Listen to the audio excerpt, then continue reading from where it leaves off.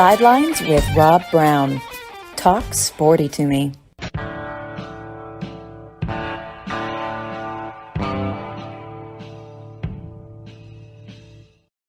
Hi, Rob Browne here with you on this Thursday edition of Sidelines. We're going to talk a lot of college football, basketball, baseball. I do the round table blitz. I got a great lineup. Batting in the leadoff position, a 6'3", 209-pound junior out of Phoenix City, Alabama, Michael Gittens, the War Rapport. Love hearing from him. It's been a while, and looking forward to getting him back on much more often as Michael has moved back down to where he's from, the Bi-Cities, Columbus, Phoenix City, right next to Auburn. We'll be talking in the second segment with Tommy Kane over in Atlanta. ACC report, what's going on over there. Coach K attended his first basketball game Tuesday night against Notre Dame when his former assistant Mike Bray was on the bench across from him, of course. But he attended in the stands. I don't know where he sat, but Duke got the win. Well, it was his first time back. We'll talk with him about ACC and SEC basketball. Hour number 2, the AD angle. Matt Dean, Rhodes College, 32 years. We'll get him and John Hartwell, the newly appointed AD at ULM. Sidelines, we're a sports radio show and podcast. We do 6 episodes a week. www.sidelines.live. Follow us on Twitter at sidelines_live. And, of course, 680thefan.com, the podcast park over in Atlanta. Radio stations like Kicks 96.3, Alexander City, and 750 miles of beautiful shoreline on Lake Martin. And Sports Radio FM 104.7 up in Cookeville, Tennessee on the Cumberland Plateau. Hey, if you're interested in being a sponsor or us being on your radio station, Sidelines Southern Sports Network, reach out. Give us a call, 901-606-1929. We're growing. We're getting better because we have great guests, great content, and you can follow us on Twitter at sidelines_live. So batter up, Mike Gittens, man. There's never a dull moment. You know, it doesn't matter what sport it is. Auburn, Alabama, Tennessee, SEC. But we got a new coach there at Auburn now. You got basketball underway. Butch Thompson's on with us every Saturday morning. Got baseball kicking off.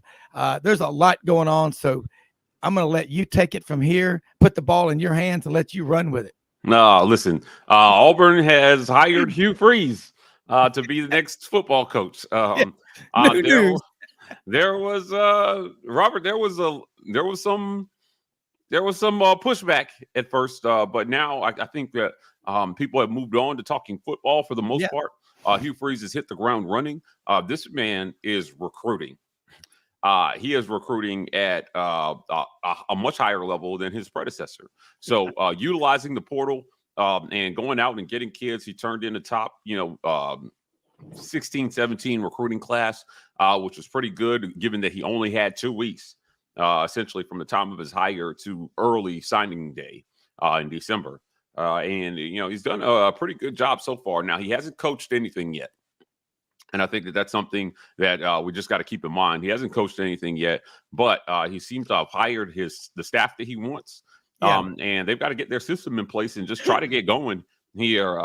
Now, in his introductory press conference, he touted 2 things: his ability to develop quarterbacks and turn programs around quickly. And I think it's fair for fans to hold his feet to the fire when it comes to the things that he said. Now, as we speak, we are debuting an interview that we did with Coach Hugh Freeze earlier this week. So you can head on over to YouTube and watch that on our channel. We're the War Rapport. But I'm telling you, it's going to be interesting to see. They've got a lot to evaluate this spring with all the new guys coming in. They filled something like 40 spots, and they lost a lot. And it's just going to be interesting to see who does what. There are not a lot of positions that are solidified, Robert, where who your guy is. Like at running back, we know Jarquez Hunter is probably going to be the guy. Quarterback, we're in flux. At linebacker, there's a ton of questions. The defensive back room, they've got a lot of guys there. So it's probably one of the strongest rooms on the team. Offensive line, oh my goodness, that's completely retooled. Wide receiver, they've got guys, but who knows who's what, because they didn't get a chance to do anything last year, really, with all the offensive dysfunction. Yeah. So they've got a lot to figure out, and we're looking forward to seeing what Hugh Freeze can do with it all. Well, you mentioned the offensive line, and we talk a lot. Jason Caldwell, and all the folks that down there, and he chronicled in the last 4 years. I think Auburn had signed 9 offensive linemen, and you look at Alabama, you look at Georgia, you look at LSU, Auburn. Those are 3 big programs. Georgia and Alabama just trade places on who's on top of the college football world. They've all signed 18, 19, 20 offensive linemen in that same time period. It may have been less than 9, but what you've seen so far from Hugh Freeze, and you've had a chance to hear from Jake Thornton, Auburn's new offensive line coach that came over from Ole Miss, on a 1 to 5, 1 being, horrible like it was, 5 being like it, is at Georgia and some of the other schools. Where is Auburn? Well, listen, on effort alone, it's a 5. Yeah. Right. But it's easy to say that when the bar was on the floor, man. Like the previous was like a -2. And that predated Harsin as well, too. Yeah. Offensive line recruiting has been poor for some time. And Harsin inherited a bad situation, and it got worse. Yeah. And those are the realities of that situation. Now, how much better did it get? Well, we're going to have to see. We're going to have to see these guys actually play. Yeah. Right. And I can't stress that enough. Well, you can get bodies in, but how you coach them up and how they perform, that's a different story. Yeah. Well, let me ask you this. When you look at someone like Willie Anderson, who keeps coming up for the NFL Hall of Fame, and I hope he gets there. It's just too bad when he played for the Bengals, they didn't have a ton of success, but I think he started more games than anybody in franchise history. He's out of Viger down in Pritchard. He was an All-American at Auburn, played 3 years. Again, great NFL career. He's coaching offensive linemen up in Atlanta. And is a school like Auburn, because if they're not, I'm sure other people are going up there and saying, Willie, you've forgotten more than most of us know about the offensive line position. We want to come look at your players. Are they doing that? Are you seeing signs of that? Yes. And particularly, listen, starting to raid the area high schools, like, Atlanta is a really important, Atlanta is a super important recruiting ground for Auburn. Getting into Georgia, even Phoenix City, man, like they've done such a poor job letting kids get out of Phoenix City, 20 minutes down the road. And going to places like Clemson, names like Justin Ross come to mind, like guys who are absolute stars, right there at Phoenix City. They're looking at a kid right now at Phoenix City. His name is Cameron Coleman. And he's been called out by their recruit, Walker White, to say, hey, come to Auburn. So here's the deal. Using former players to recruit is something that every smart university does. Right. And, I have not seen signs of that yet. But listen, they got a lot on their plate right now. So I believe they'll get there. Well, and you think about Metro Atlanta, 6.5 million people spread out over 22 counties. I've got a daughter living there in Smyrna, exit 19. I mean, it's really 40 big exits all under one umbrella, but there's a ton of high school football, basketball, not to mention East Cobb and baseball, probably 400 teams a year coming in there. I actually was told by an Auburn booster that a Georgia coach who knew Auburn and knows Auburn very well said in the time that the previous coach was there, CBH, he goes, we used to be going in a kid's house, Auburn was coming out, or we were coming out, they were coming in. Same thing on the high schools. You couldn't go anywhere without running into those guys. They thought they owned Georgia. You know what? We don't see them anymore.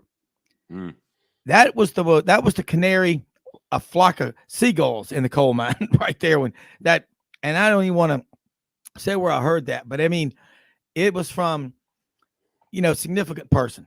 Right. That's a problem. Then you look though at Gus, he had 5 kids from Troup County, like Tank Bigsby. It's so important. I think people forget, Michael, and I want you to lay it out. And you're from Phoenix City. I know that area well. Being a reporter at Channel 3 for several years. Right. Listen, there are 25 or 30 D1 prospects on the roster at Phoenix City Central. And who's the coach there? Got any connections to Auburn? I think I've heard of him before. Yeah, I think somebody Nicks. Clarence Beeks? No, I'm sorry, Patrick Somebody Nicks, right? Yeah. Let me tell you this. Perception is reality, Robert. Yeah. And so when you talk about these guys who are saying, we didn't see them, whether how much they were there or not, almost doesn't matter if the perception is you weren't there, right? Yep. Because like you said prior, the perception was, man, it seems like every time we're coming out of here, these guys are here. So you have to be visible and you have to be present, and it has to be known. Yeah. That is the reality of the situation for a lot of these guys. So, when you're recruiting, kids want to feel like they're a priority. Yeah. Coaches want to feel like their kids are a priority and that you're going to be there and that, it's going to help. Because let me tell you something, there's something new happening. Well, I won't say it's new, but I think it's more prominent happening in high school football, where kids are being recruited to high school programs from surrounding areas. Now, there's a little bit of a battle between some of the Columbus high schools and Central, because some of their better athletes are like, man, we want to go play at Central. Yep. And they're doing what they have to do to play at Central. Yeah. And it's rubbing some people the wrong way. Yeah. So, it's build the perception of building the program matters, because again, high schools are trying to get top tier athletes. There's a lot of money in high school football in Alabama. There is. Robert, I went and walked around Central. I was class of 2001. I went and walked around Central. My brother is the wrestling coach, the women's wrestling coach down there. Hell yeah. They didn't have a women's wrestling team when I was there. No, I never heard of it. They had a lot of things when I was there. And when I'm telling you, that place looks like a tiny community college now. Yeah. A lot of money has gone into the sports programs at that school. They take it very seriously. And if you're a college coach, when you go down there, you have to give them the attention and the due that they feel like they're due, because of the amount of energy they're putting into the sports programs down there. Yeah. That's it. It is completely inexcusable, the lack of commitment that we've had to recruiting Central and the surrounding Phoenix City area, the tri-state area down there. It's ridiculous. Yeah, it is. And I mean, we know you got a couple of private schools, Pacelli, Brookstone, and you got Hardaway, you got Baker, Shaw. You got Shaw, but the one out there by Fort Benning, Spencer, and always now look, you're a military, your dad was in the Army for 30 years. I know that story out there. You got 40,000 U.S. military personnel stationed at Fort Benning now. It was 27. It's up over 40. Home of the infantry, airborne. You get some tough alpha male culture. You got an incredible talent pool. Look at these kids that have come out of Columbus. You remember Mo Williams, running back at Kentucky? I think is he their all-time leading rusher? Maybe Chris Rodriguez, who's out of Eagles Landing Christian Academy in McDonough, Georgia, might have passed him. But bottom line, the Bi-City area. Roderick Hood. You remember Roderick Hood? Yeah. I remember right out of Columbus. Yep. Yeah. Chris Schelling out of Baker, the Bi-City Player of the Year. Look, when I worked in Columbus, and I was in news, but I mean, the sports guys, Reese Davis, Roger Manus, man, Thursday and Friday night high school football, we covered about a 75, sometimes 100-mile radius. I'll give you an idea. Jack Patterson and Rex Castillo, Channel 3, WRBL News 3 on your side, my old station on 13th Street. They were talking about the Auburn-Georgia State game in 2021 that Auburn, TJ Finley won on a, last few seconds of the game. They said at that game, they counted on the two rosters, Auburn and Georgia State, which is in Atlanta, a new football program, relatively new. 41 of those kids they had covered in high school. If you can't win 8 or 9 games a year at Auburn, you're an LBD. You know what that stands for? Oh, man. A living brain donor. Oh, man. Listen, 8 or 9 games should be the floor. I think, for a school like Auburn. And one of the things that we talked to Coach Hugh Freeze about, again, that interview is debuting right now as we speak, is with so many dynamic coaching talents in the SEC West now. Yeah. What do you do? Like, how do you keep up? How do you stay ahead of the curve? I actually got a chance to ask Nick Saban that at the last media days where we met, Robert. Like, Yeah. how do you keep up? Like, listen, how do you stay ahead of the curve, Coach, with the Brian Kellys and the Lane Kiffins and all these dynamic offensive minds and coming into not only to your league but your division. Mm-hmm. Now, divisions may be going away here with the advent of the new SEC with Oklahoma and Texas joining. But to my point, it is more difficult than ever to win in the SEC than it's ever been because the competition is at an all-time high. Yeah. Tennessee is resurgent, right, under Josh Heupel. Yep. Kentucky is a problem for a lot of people. Listen, even though the record doesn't show it, Missouri was a tough out for a lot of teams last year. Yeah. Right. Like, I mean, Georgia beat them 16-12, I think. It was an ugly, muddy game. Auburn needed Missouri to fumble the game back to them. God. There was a lot of almost losses to Missouri, so nobody snuck by them. And, at the end of the day, Hugh Freeze has to come up with something revolutionary. Right. And here's what I like from him. He said, I've called plays my whole life. Michael, hold that thought. We're going to take a break. Mildred, my producer, Powell, you got to take a break. We're going to take a quick break. Right. I want to come back as you chronicle this because, folks, I highly recommend you watch this interview Michael Gittens did with Hugh Freeze. Very revealing. We followed him in Memphis since the early 2000s. You're going to learn a lot right after this quick break.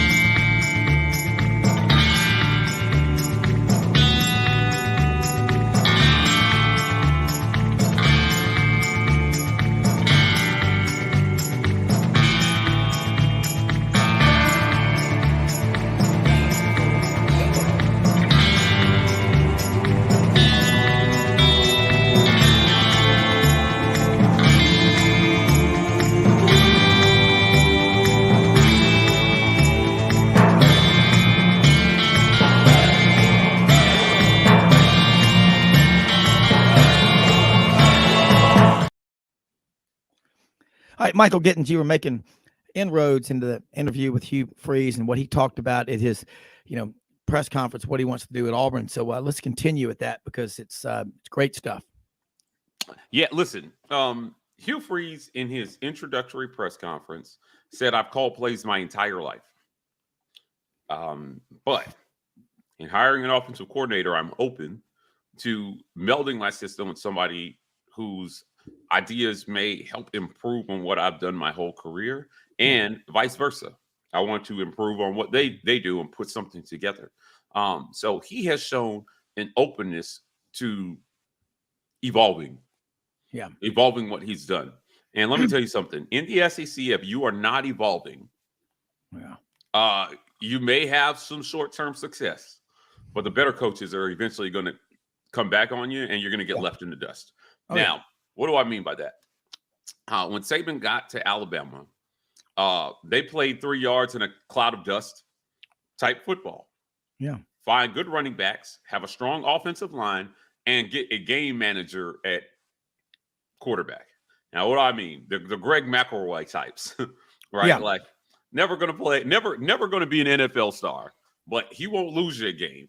And he'll make some plays when you need him. But he's got a strong team around him. He's got Julio Jones around him. And Calvin really, this is ridiculous. Mark Ingram. Yeah, right. Like, so right around 2012, after they beat Notre Dame, something terrifying happened for the rest of the SEC. Saban started to see what was happening. 2013 came. Gus, kind of lit up the league with his no hurry up, no huddle thing. And, Auburn went to the national title game. They got beat in 2010. And I think after a few years of that, Saban started to realize, hey, listen, we got to do something different on offense. And he went out and he hired Lane Kiffin. And I was like, crap. Yeah. He figured it out. Yeah. Right. He figured out he's got to evolve on offense. And what has Alabama been since? No longer running. I mean, they're everything new right now, it feels like. But no longer 3 yards in a cloud of dust. But they have been just some of the most dynamic offenses that you've seen in the last 8 or 9 years. And they're putting, I mean, their quarterback, they've got, at least three, they got 3 starting quarterbacks in the NFL right now. Yeah. And so they figured out we got to generate offense and we have to have dynamic quarterback play, and we can't play the game the way we did. And he's hired those types of offensive coordinators. Now, listen, this last round of coordinators, I don't know. They feel like filler to me. Like I feel like he's done a really good job hiring coordinators. So we'll see how well he does with Steele and his other guy he's got on offense. But they figured it out. Yeah. And I'm telling you, everybody else has to figure it out. They have to figure out what the next evolution of offense and defense is in our league, because he's figuring it out. And that's why they're always at the top. So the coaches have to just kind of evolve, Robert, and they have to be ahead of trends, and they have to be ahead of the evolution of the game to throw something at these better coaches that they haven't seen before, because these are some really talented football minds that you're game planning again week in and week out in the SEC.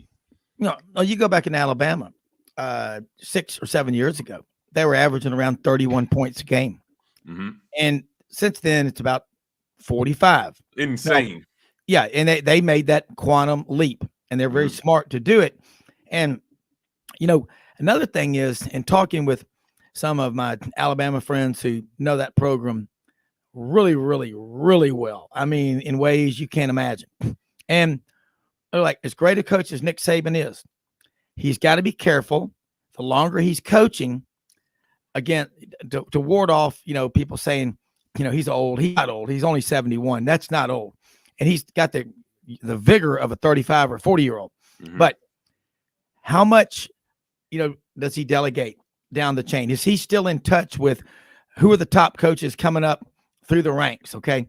You can only rely on other people's opinions so many times.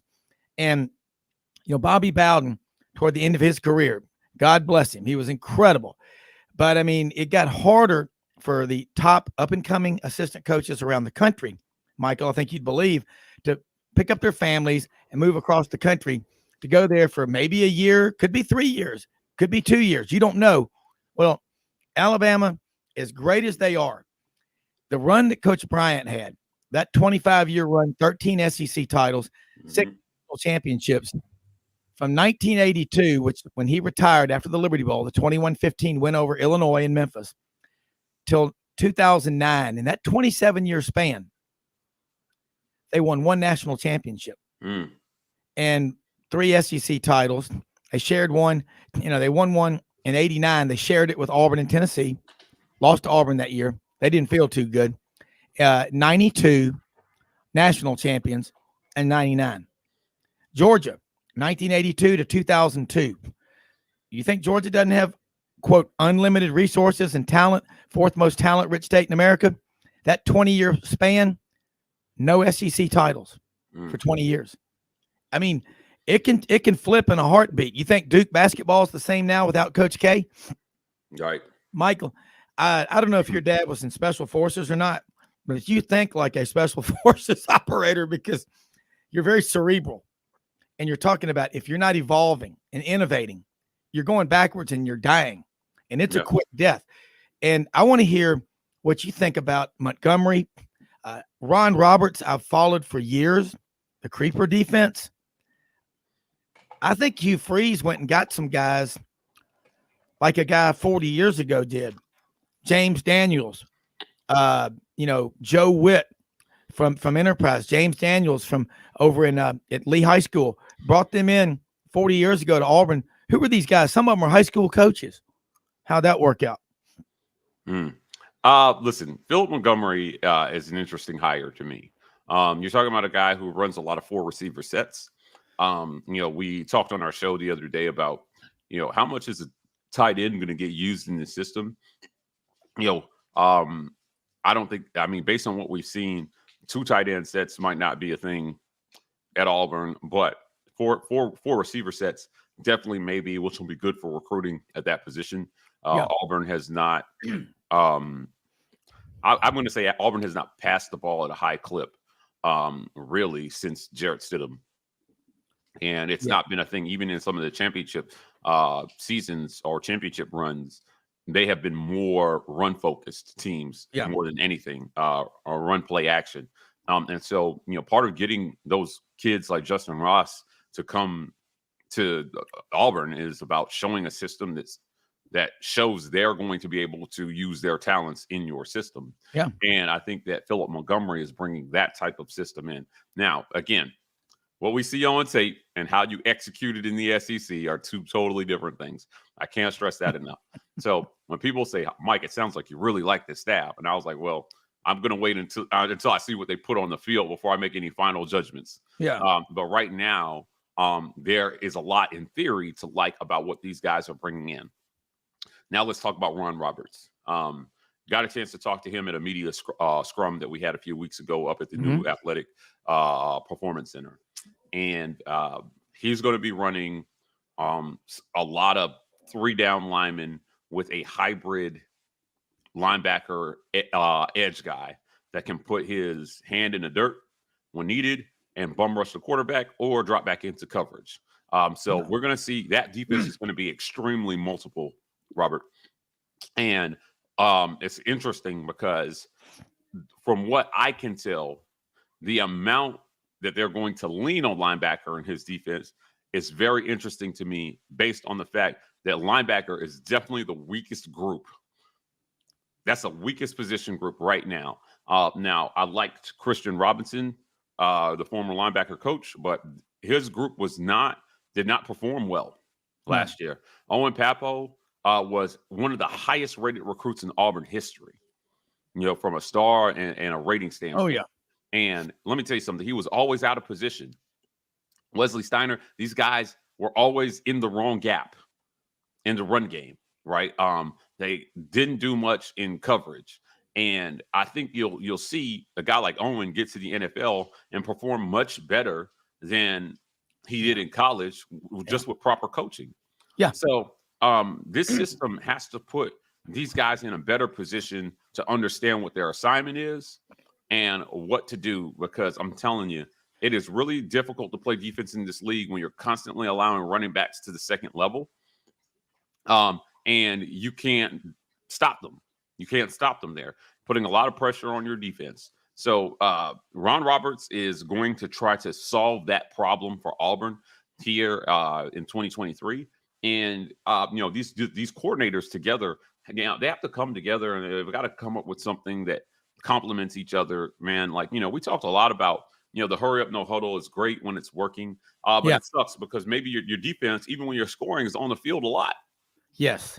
And they've got to find that balance. I'll be interested to see what Hugh Freeze, how he directs these guys.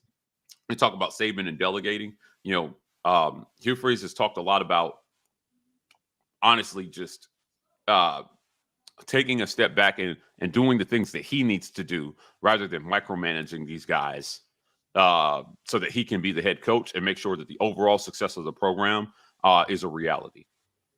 Yeah. Because look, we about run out of time, but we got to get you back on here again soon.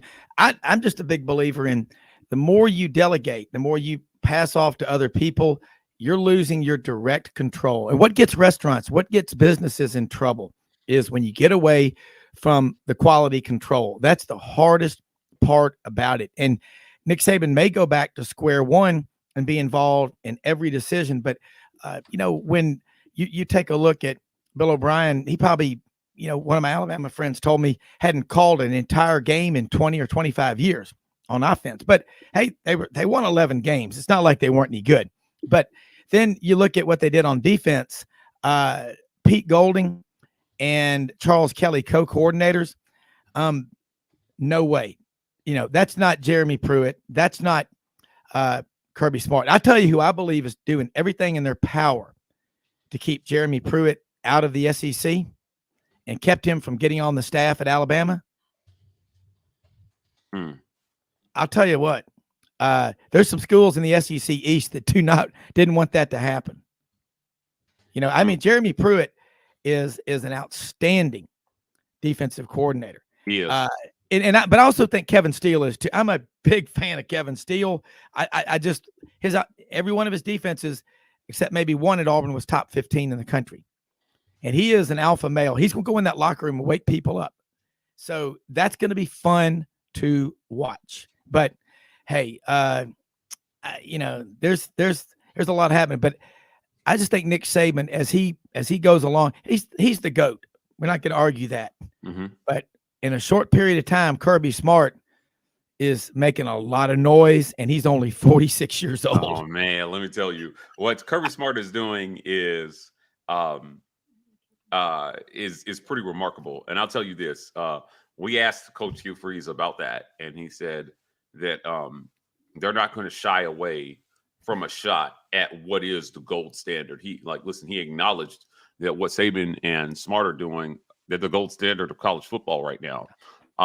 And they want a shot at the gold standard. They're not going to shy away from a shot at the gold standard here in beating those guys. Yeah. Look, if you're not willing to get in there and fight with the toughest of the tough, you will not last at Auburn. I mean, when you're the coach at Auburn, you're like a wildebeest calf. You can either run within 3 minutes of birth, or you're somebody's next dinner or lunch or whatever. And Hugh Freeze, I think, is hitting the ground with a lot of momentum. Look, Michael, so glad you're back down in the Bi-Cities and right where you are from. You know that area. Great insight. Let people know how they can follow you. And by the way, you put out a ton of stuff on Twitter, which I love. A lot of great content. But you do research, and you and your three partners, the four of y'all, the War Rapport, that's just some of the best out there. So again, thanks for your time, and let them know how they can subscribe to your service, because it's worth every penny and more. Just head on over to YouTube, search the War Rapport. We're putting out a ton, like you said, you're putting out a ton of content. Behind our paywall, we're doing film reviews. So we're breaking down film and showing people, hey, what is Philip Montgomery going to be running at Auburn? Well, our guy Ike Jones is breaking down a lot of film over there, showing people what they can expect instead of just telling them. So the visual is very powerful over there. And we're working hard to bring you guys a lot of these one-on-one interviews. We start with Hugh Freeze. Athletic director John Cohen is coming on Monday. Head basketball coach of the women's team, Johnny Harris, is next Thursday. And we got much more coming after that. So just follow us on Twitter at The War Report, The War Report on every single social media platform. We're TW Report on TikTok, but definitely subscribe to us on YouTube. Become a patron member over there. Absolutely do it, man. Michael, talk to you again in a few days. Thanks. Thanks, Robert. All right. Tommy Kane Thomas, as it says on my iPhone. It's always been that way since Maury sent. It's just in all caps, Kane, comma. I like that. I deserve all caps, Rob. That's right. All caps. Hey, it was pretty cool. The other night, Coach K made his first trip back to Cameron Indoor. And I don't know Coach K, but I wonder if he just sat in the regular seats with the it's just, he doesn't seem like the kind of guy who would have like a special seat, in a special parking place, whatever, because he's from Chicago. He's just such a great competitor. But anyway, maybe they need to get him back at Cameron Indoor more. Ooh. But by the way, my son Wilson, who moved to Charlotte first week of January, working for an investment banking firm up there, his boss is a Chapel Hill grad, and he took him and another one of the young guys in the program up to Chapel Hill for the Clemson game Saturday. And Wilson sending me pictures of the Dean Dome, like, an hour and a half before tip off and then during the game.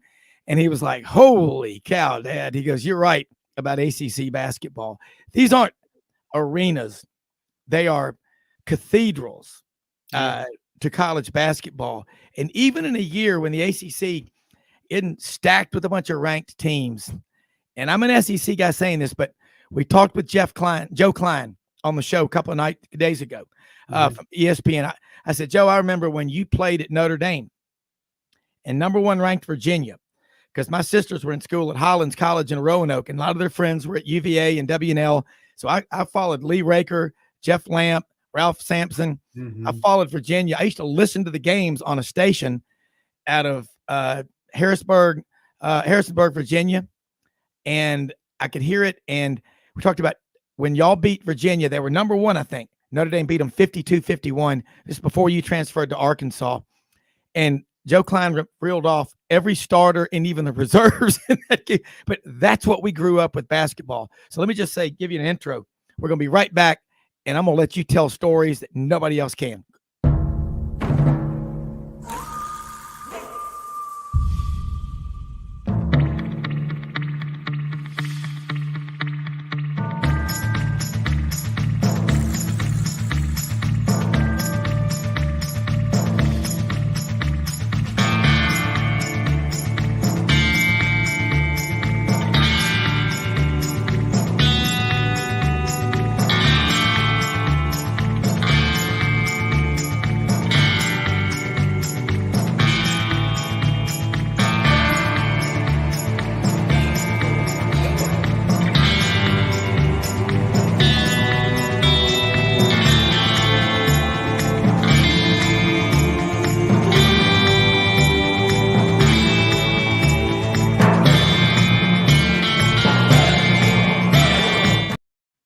I tell you what, a Jolt Cola, a cup of coffee, and a couple of Red Bulls. I'm wound up, man. But my goodness, that's exactly what you don't need, Rob.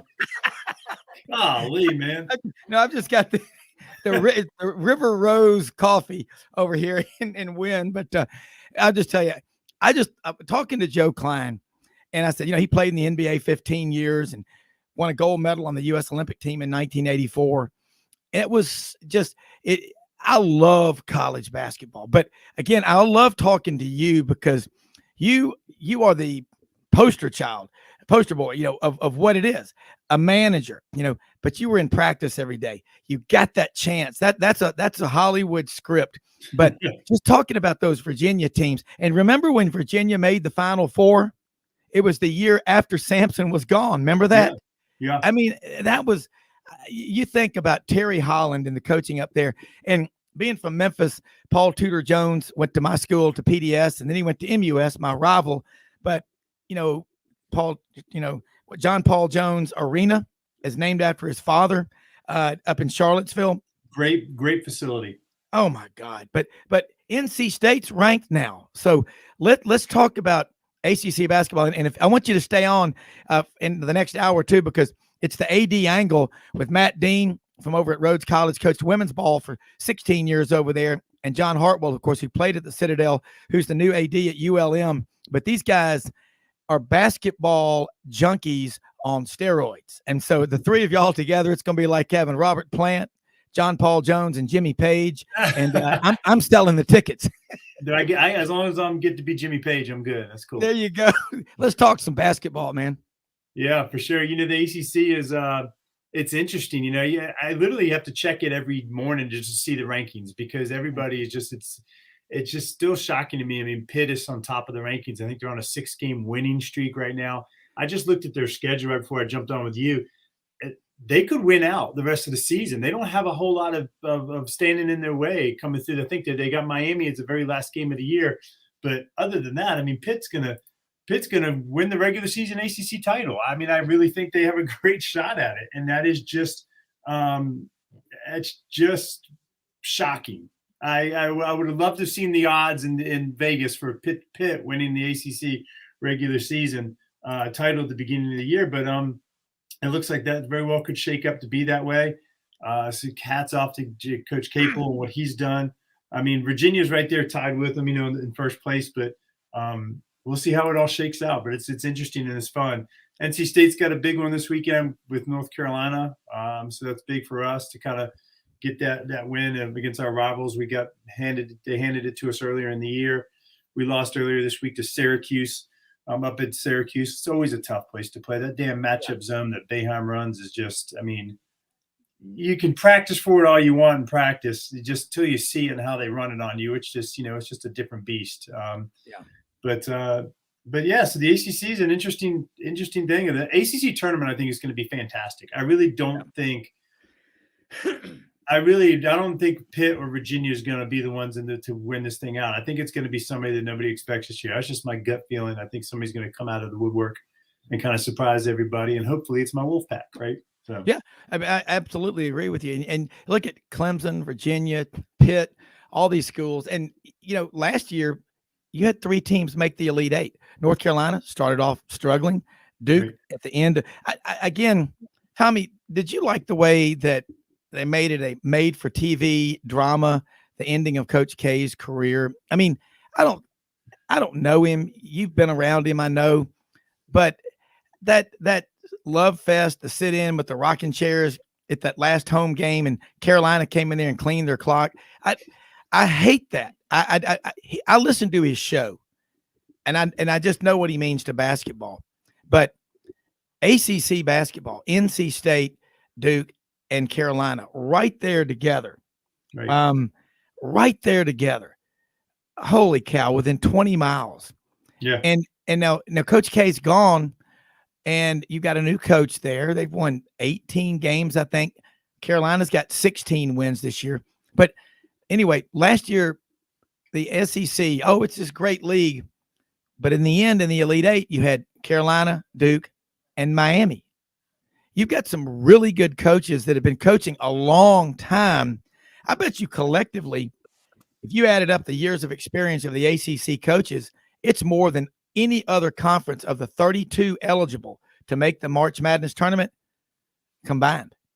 Maybe so. I mean, I wouldn't know exactly about that, but I would think so. With Leonard Hamilton has been around forever, and all the other coaches in the league that have been there for a pretty good amount of time now. But it's not like it used to be, Rob. You and I talked about this back in the day. Like when we were growing up, it was coaches that were there for decades on every school. The Bobby Cremens, the Coach Smiths, the Coach K's, the Jim Valvanos, the Terry Hollands. I mean, those guys were part of that institution for a long, long haul. Yeah. And I think that, to me, I mean, that's one of the reasons why the ACC was so dominant and so popular during those times, because we've talked about this many a times on this show. You had an attachment to that coach, you had attachment to that program, you had attachment to the players because they were there for 3 or 4 years. Yeah. And that attachment is just kind of like, it's just not there anymore. You're really cheering more for the name on the jersey than you are for the kid these days. And I think that's taken away from the sport. So, well, Coach Boeheim was on Coach Naismith's staff, wasn't he? I believe so. I believe so. I think he was there when they had the peach baskets. That's what I think. He sold the peach baskets, and Coach Naismith bought some from him. But I'm with you, because I think, and I tell this to people, in what I do in wealth management, 32 years and counting, people will tell me, some of them, they retired when they were 65 and 70, and they're still working with me. The key is work with Rob Browne. You'll live a long time, but the bottom line is, Coach K, he's not that old in the big picture, in the big scheme of things. He's in great shape. I know he had back surgery and some issues and stuff, but I think what you just said is why he, Roy Williams, Jay Wright at Villanova. I mean, come on, man.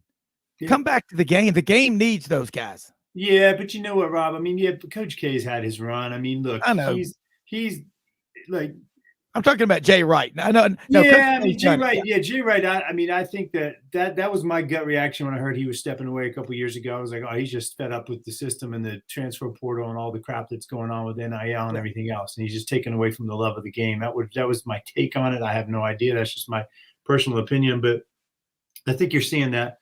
I mean, it's a different world. The coaches have to really adjust to the way it's going now with college sports, and trying to keep their players in happy, and trying to current players, and then trying to go in the transfer portal and get guys, and then there's outside influences with contracts and NIL and all that kind of crazy stuff. And it's just a different world. And I think that, there's a lot of coaches that are just fed up with it and say, this is not what I got in the game for. I got in the game because I love the game. And look, man, head coaches, we've talked about this too before on the show, but they're the only they get ridiculed every day for how they do their job every day. You pick up the paper. If you listen to Sports Talk Radio here in town, or Josh Pastner or Georgia Tech, because they're god awful this year. They've got 3 wins in the conference, or 3-13 in the ACC. I mean, every day they're calling for his head and saying he's a terrible coach and get him out of the thing. I mean, what other jobs in America other than a political office do you have to deal with that every day? And I just think as a coach, even though Coach K was loved by so many and I mean hated by the folks down the street, but he was just like, well, I'm done. I'm good. I've had enough. And I just think it's the stress and the pressure that is on college coaches and these days, and has always been, is just overwhelming. And I think it just wears on your psyche. You have to be a very strong, confident, individual to kind of fight through all that crap, I think. So I don't think there's any doubt. You got to be physically fit, mentally alert, morally straight, or you ain't gonna make morally straight is a great way to say it too, right? I mean, there's obviously all the temptations out there to win. So yeah, and that's from the Boy Scout motto, and also I used to hear the Rangers recite the Ranger Creed at Fort Benning when I was a TV reporter. But you don't forget that. But what I love to see, okay, let's look at Georgia Tech at Alexander Coliseum. There's no excuse for that. Atlanta, I mean, my daughter Mallory's there, in Smyrna. I'm down there a lot. My niece lives over in Brookhaven. My roommate lives in Brook. I'm down there. I'm in Atlanta a lot. But Josh Pastner in Memphis, he started off with doing really well. And then it just got really bad. Everybody likes him.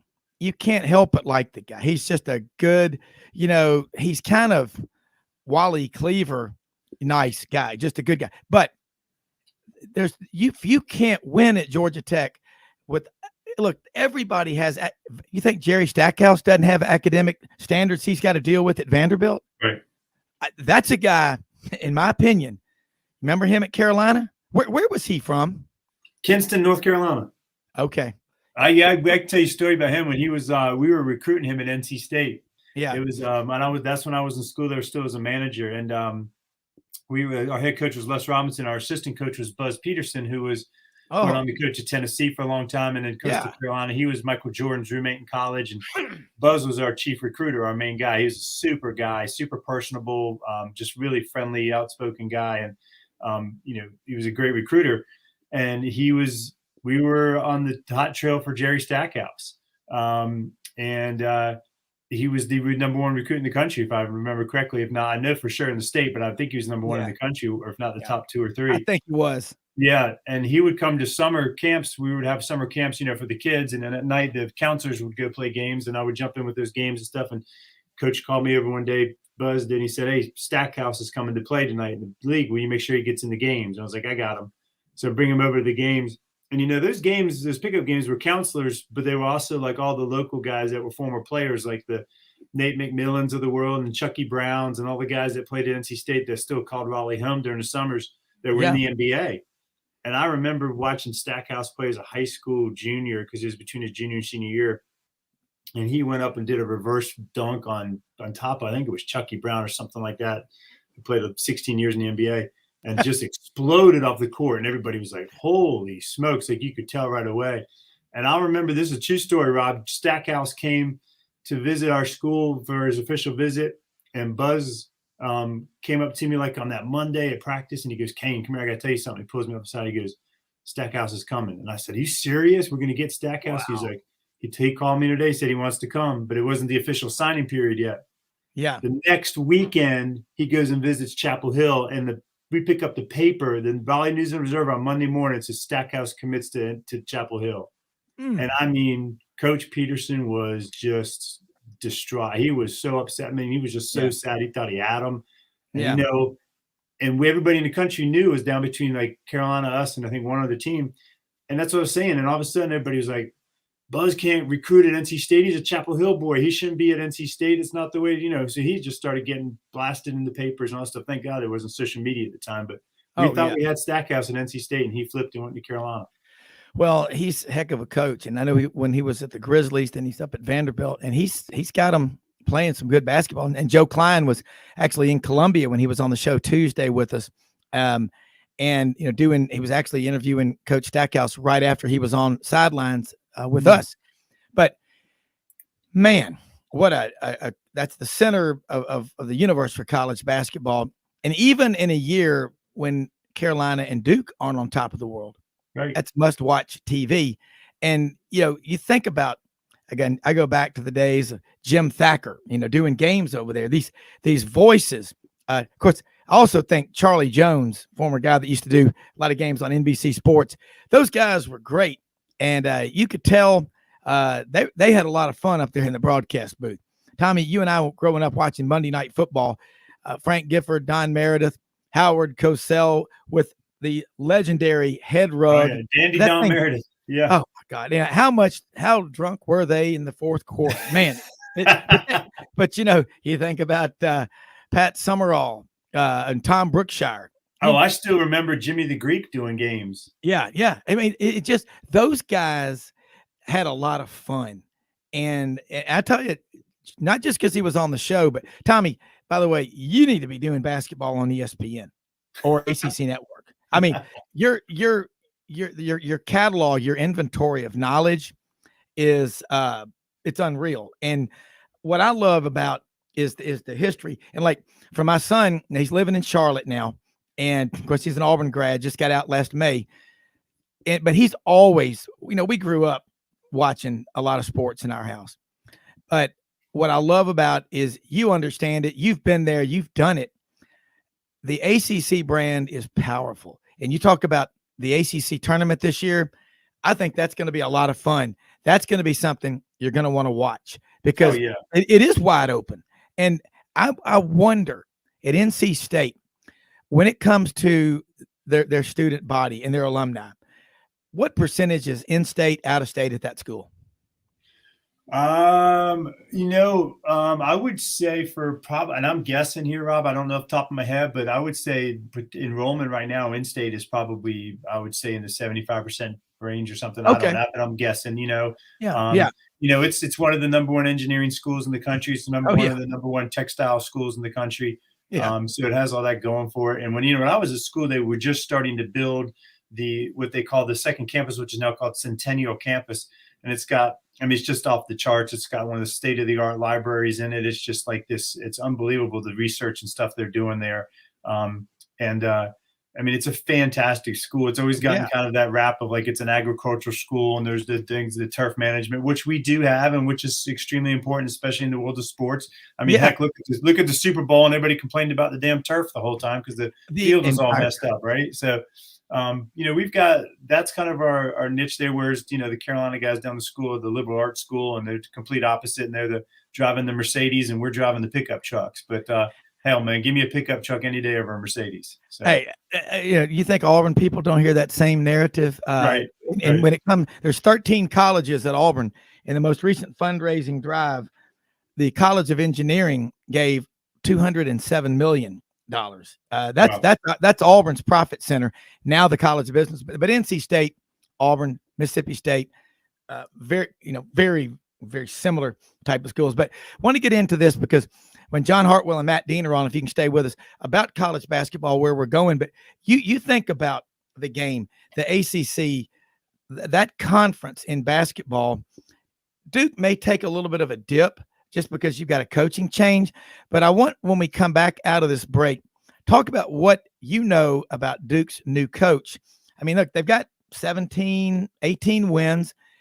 But their standard is eating at Ruth's Chris Steakhouse. And right now, they're eating at CK's Coffee Shop. So it's a difference. But how quickly do you think they're going to get back? Rob Browne here with you on this Thursday college football, basketball, baseball blitz with Tommy Kane, ACC report over in Atlanta. And we're going to leave him an opportunity to let you know how you can get involved and reach out to him. He has a fantastic production company, and he's a bit actor in a lot of movies. We'll be right back after this.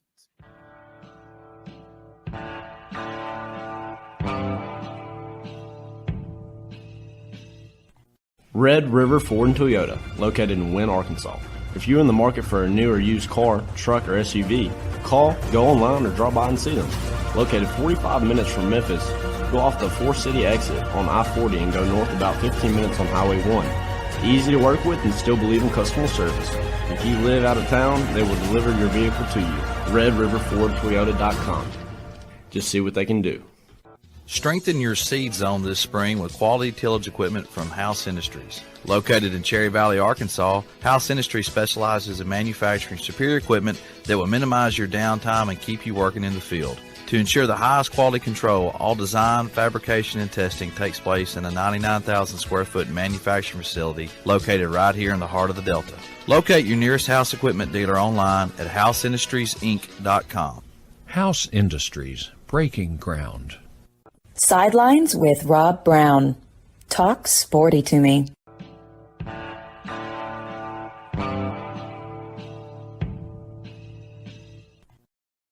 I want to say something about one of our new sponsors, rumbleboxinggym.com/Midtown Memphis. And Camp Lee, this is the first of her 3 gyms that she's going to open in the Memphis market. This one will be at Union and McLean in Midtown. Let me break down this gym. I love working out at the Y, at the Jewish Community Center in Memphis. They have unbelievable facilities, by the way. 25 weight benches with dumbbells and weights and everything. In the middle of the studio, it's a big one. You've got group training, 45-minute boxing workouts. And on the other side, 25 punching bags. And by the way, we all need our own customized punching bag. Maybe we could put the face of an official that we don't like or a team that we don't like.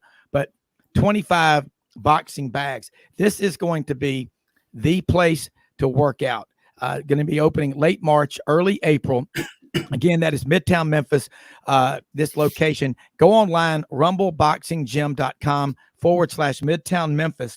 Get on there and join now. There are some discounted rates available if you join now. That is Ann Camp Lee. We're going to have her on here soon to talk about it as they get closer to the opening. But you're talking about maybe 6 weeks from now, you'll be able to go there and rumble and box. And Tommy, Matt Dean's on with us right now, so he'll be jumping in here in a second. So let's Matt, good to see you.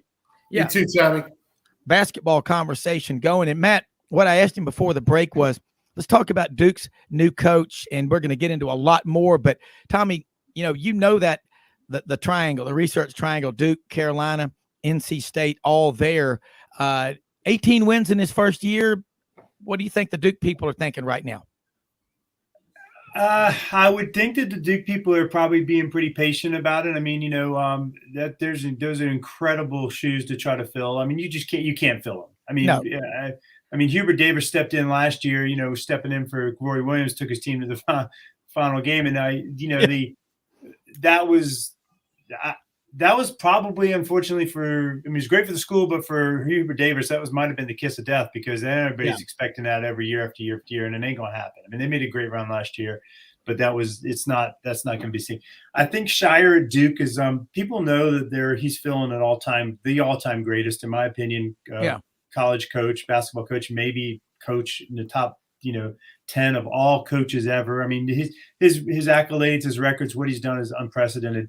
I think what's going to happen for the word on the street that I hear is that he's a great recruiter. Yes. He's a really good recruiter. He goes out and he really is, passionate about it and can really get the kids. But there's that lure that's gone, like, of Coach K. Like, if I'm a high school kid or a transfer portal guy, right? And I watch the summers or whatever, and I see Coach K coaching the U.S. Olympic teams, or I see Coach K, all this stuff, and coaching Kobe Bryant of the world, or the LeBron James, and all these amazing players that he coached over the years of the USA team. I'm, as a high school player, like, golly, Coach K just called me and wants me to come play for him.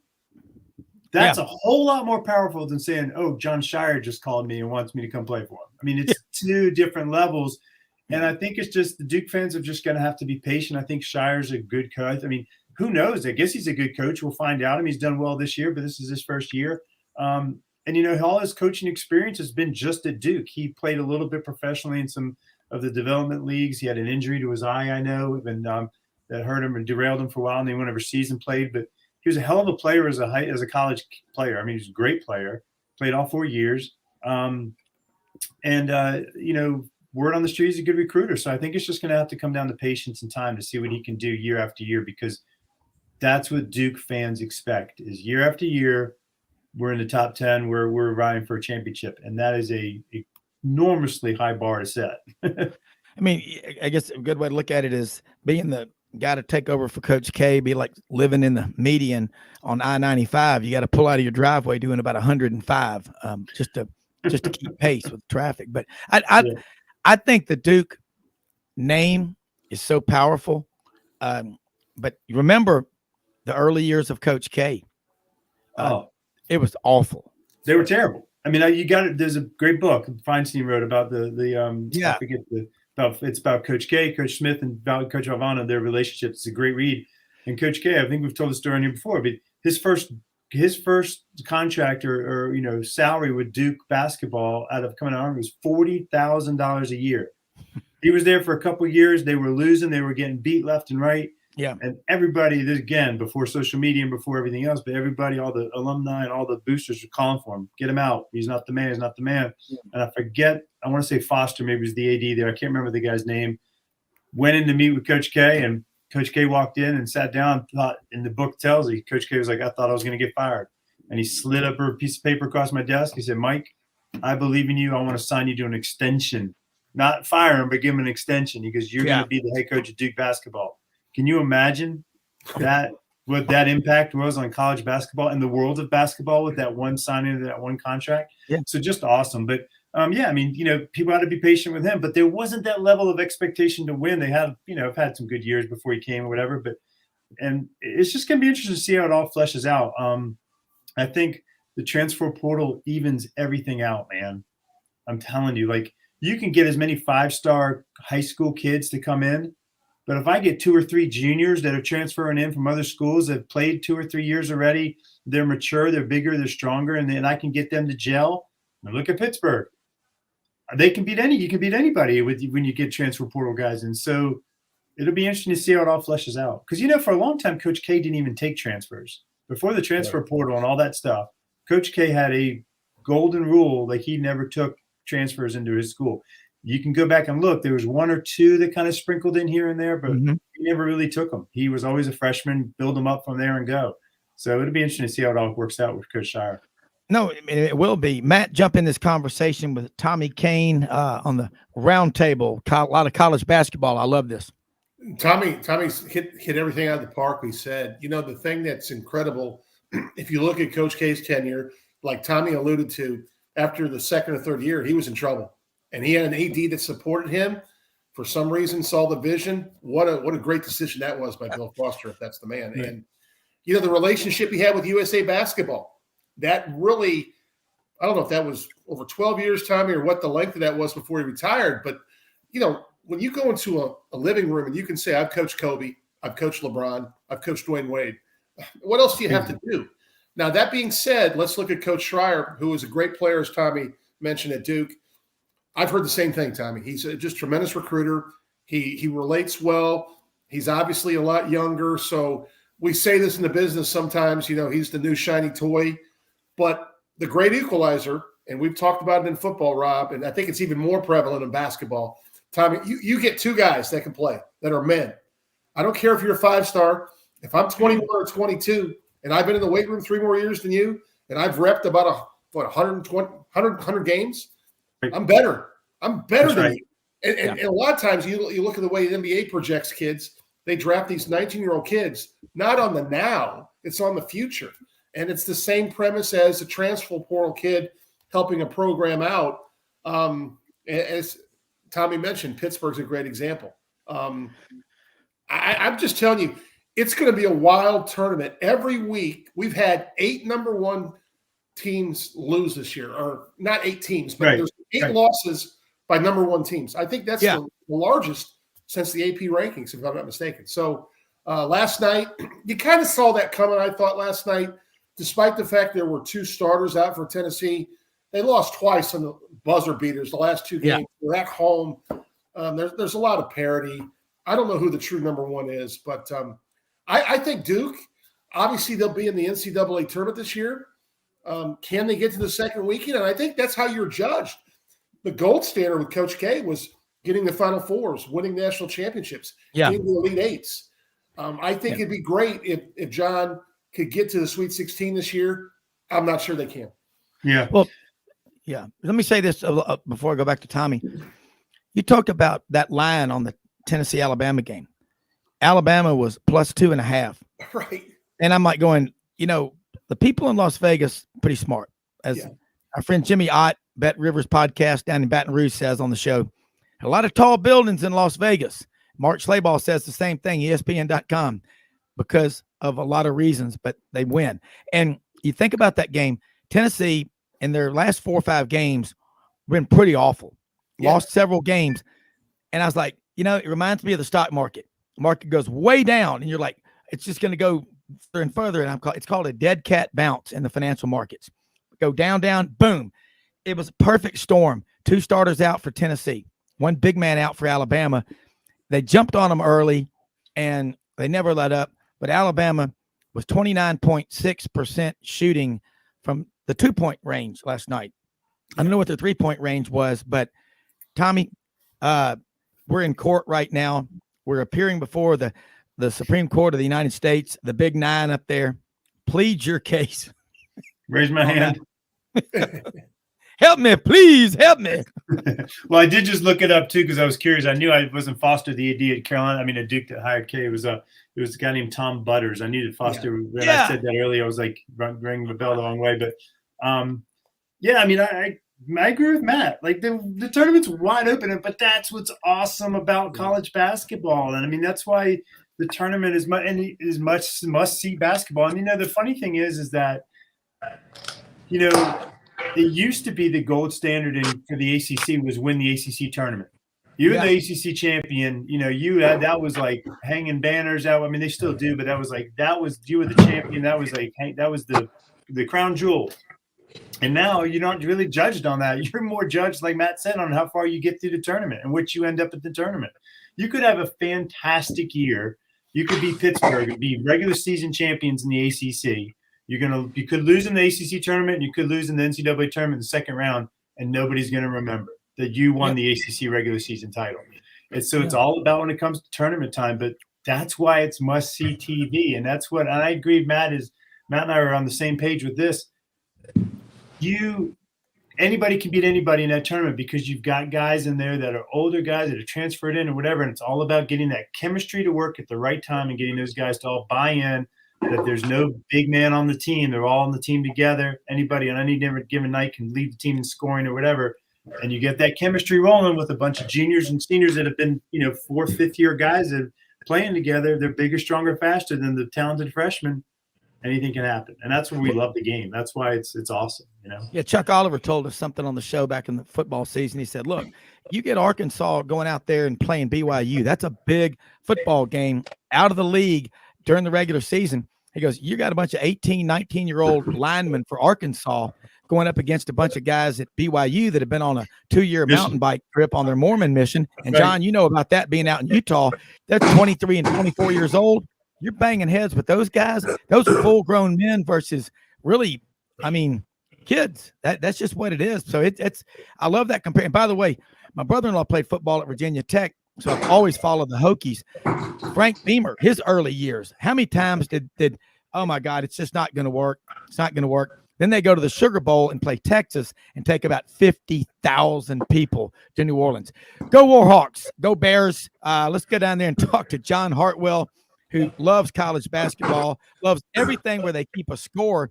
You're on with Tommy Kane, ACC Report up in Atlanta, and Matt Dean over at the most beautiful inner city college in America. And by the way, Matt, we're going to do a little Sigma Nu wild game dinner over there with Bud Ritchie and Pierre Landash. Pierre, of course, from Baton Rouge, an LSU fan. Go figure that one. But we're going to do some pastalaya, duck gumbo, jambalaya. We're going to do duck poppers with cream cheese, bacon, jalapeno peppers on there, and you better be there. Bob, it's 10 o'clock in the morning. What are we talking about that for? Jalapeno poppers. Come on, man. Come on, Rob. If you're going to talk all that, you might as well throw some beignets in there for breakfast, too. Come on, man. That's right, John. And a 30 rack of Ham's beer for $15.98 from Walmart. John, let's get rolling. Let's talk some basketball. Let's keep this dribble fest going on. Yeah, no, I appreciate you guys having me on. Tommy and Matt, I hope you guys are doing well today. I agree with some of the comments made there, and we talked about this the other day. The beauty of college basketball and Rob and I were having this conversation about the 3-point shot, and obviously what that does. And as an old post player for a 4-man, I said, hey, yeah, the 3-point shot has changed the game, but I really believe going through the stretch of the NCAA tournament, anybody can get hot. And you look at St. Peter's last year, what they did. But I think in order to win, 6 games in the NCAA tournament, you've got to have a post presence. And it doesn't have to be your traditional, Robert Parrish, Bill Laimbeer kind of guy like that. But you've got to have a guy who gives you a threat on the block when the threes aren't raining to win consistently over a period of like I said, 3 weeks, 6 games. I think that's really important in most cases. But yeah, as we look at the upsets that have happened, and it happens every year, you get to this point mid-February and coaches, are trying to tweak things a little bit to keep their guys motivated. And it's really about not who peaks late January, early February. It's about getting yourself in a position to make a long run in March. And guys are right. It's not about hoisting the nets for the ACC tournament or the SEC tournament. I mean, that's great. You can put up a banner to say that, but it's about who can make that run in March. And if you look back historically at the NCAA champions, look over the last 20 years, there are not a whole lot of people who were conference champions and then won the NCAA tournament. It just is, it's strange. It's kind of like, I hate to switch to baseball, although we're in spring now. It's like you hear college coaches talk about, well, gosh, I don't know that I want to win my conference tournament because I'm going to blow through a bunch of arms and then I got to turn around, 4 or 5 days later and be in the regional. So maybe it's not best to win my conference tournament. Yeah. I mean, Tommy, that's a tough one. Matt, somebody answer that one. Yeah. I mean, it is a tough one. The college schedule is, it depends on where you're seeded too, right? Like in your conference tournament, if you're one of the lower seeds that makes a big run to your conference tournament, and all of a sudden you're playing 3 or 4 games all back to back, day after day after day. I mean, and then all of a sudden so then you do make the big dance, so then you have a couple days off and you're starting that. So it can wear you out for sure with all that as it goes. But I agree with what John said to you about the post presence as well. Everybody, golly, I mean, the three ball has changed the game. I mean, just look at the NBA. It's ridiculous. I mean, there is I would say 70% of the shots in an NBA game are from the 3-point range, if not from half court. I mean, there's the days of feeding the post and Shaq. Tommy, hold that, because that's exactly, you just said it. 65, 70% of NBA shots are from the 3-point range right after this.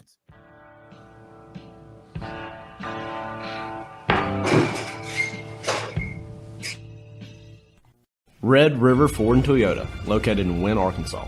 If you're in the market for a new or used car, truck, or SUV, call, go online, or drop by and see them. Located 45 minutes from Memphis, go off the 4-city exit on I-40 and go north about 15 minutes on Highway 1. Easy to work with and still believe in customer service. If you live out of town, they will deliver your vehicle to you. RedRiverFordToyota.com. Just see what they can do.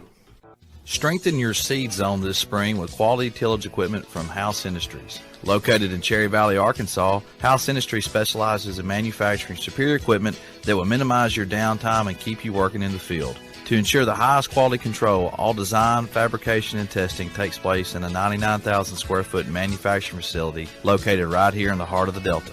Locate your nearest House equipment dealer online at houseindustriesinc.com. House Industries, breaking ground. Sidelines with Rob Browne. Talk sporty to me.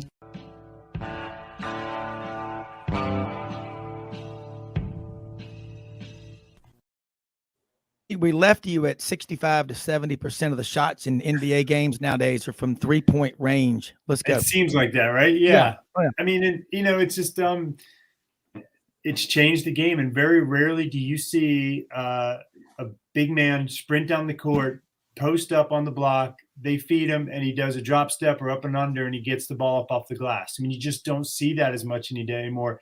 And it's changed the game. But if you have one of those guys like John was just saying, that like I think that helps a lot, especially with when you get to the tournament, if your 2-point shots aren't dropping. But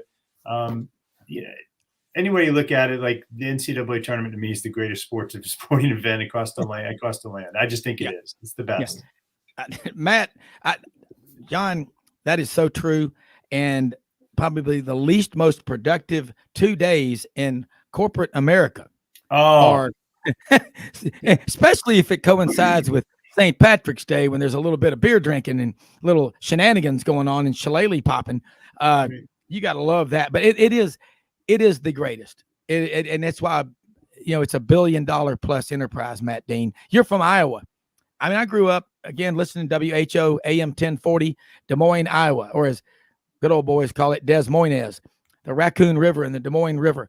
Maybe the cleanest big city I've ever been to in America. But, man, it's college basketball. What Tommy said about the 3-point shot, it's changed everything. And didn't we all grow up with the most coveted guy was a 7-footer to play center? Where are the 7-footers now? Where is the abominable snowman, other than putting the star on top of the Christmas tree? Look what the Bumble can do. Where are they now? Yeah, but let me kind of combine Tommy and John's point. And I believe I don't need a 7-footer. If I got a 6'8" guy with good footwork, and is willing to compete inside and stays a little bit out of foul trouble, I'm okay. But think about this, guys. If you get John's post player, you get Tommy's shooter, you put them on the same side of the floor, it creates spacing, right? And if I'm good at post entry, people are trained to run people off the 3-point line. So therefore, defenses are going to take away the 3 or attempt to, right? If you got a post player with a shooter, that's the way the game's played or should be played. And the teams that don't have that 40% threat from 3 are really penalized, in my opinion, in the NCAA tournament, because you can do a lot of gimmicks to take their threats away inside. Yeah.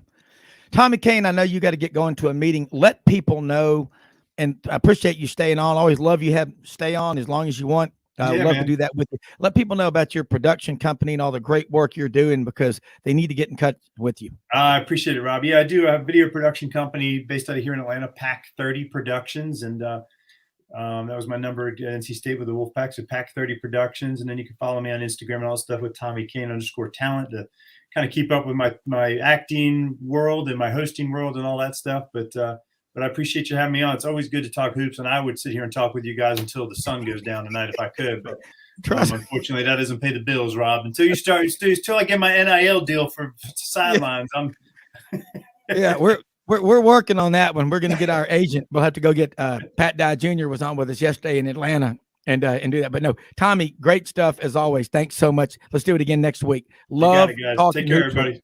You too. Okay, look, just got some information in from one of my friends for the last 40 years, Dave Cody, listens to us, keeps us informed during the show. He was a sports anchor in Austin for KTBC, Channel 7, 36 years. Said, follow up from yesterday's show, Ohio State has canceled home and home football series with Washington for 2025. Think the Buckeyes also have Texas one of those years, probably some more cancellations to come. And that goes along with the conversation we had yesterday of Texas with Anwar Richardson was on with us in the final segment yesterday, orangebloods.com. Texas, we know they're coming in along with Oklahoma in 2024, a year early to the SEC, but they've got a series home and home coming up with Michigan and Ohio State. Holy cow, man. Again, go back to what maybe it was Orville Henry or one of the legendary Arkansas sports writers' son asked him back when it was announced Arkansas was coming to the SEC from the Southwest Conference. And he said, Dad, what does this mean? He goes, son, it means Texas is on Arkansas' schedule every Saturday. That's what the SEC is. So it's competitive.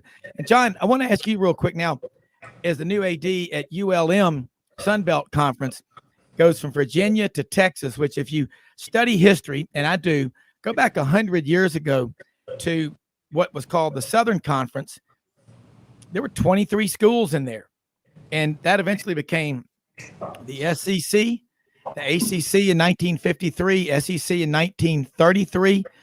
Sun Belt Conference is big. It's growing. And as the name says, it's right in the biggest population boom growth. Very few state income taxes in there. In America, there's a lot of reason to be excited about being in your position. Let's talk about what your vision is. Yeah, there really is. And we had on Tuesday a Sun Belt Conference athletic directors meeting, my first one of those since returning to the league. So you're right. There's a lot of positive momentum. Hey, I want to go back for a minute, though, because you may want to go buy some lottery tickets because your vision there.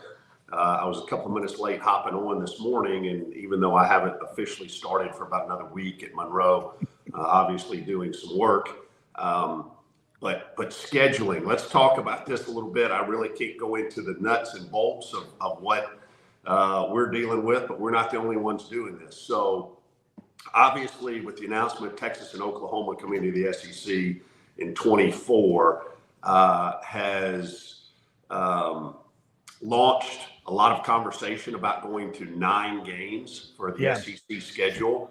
That has not been officially announced, but everything is trending that way.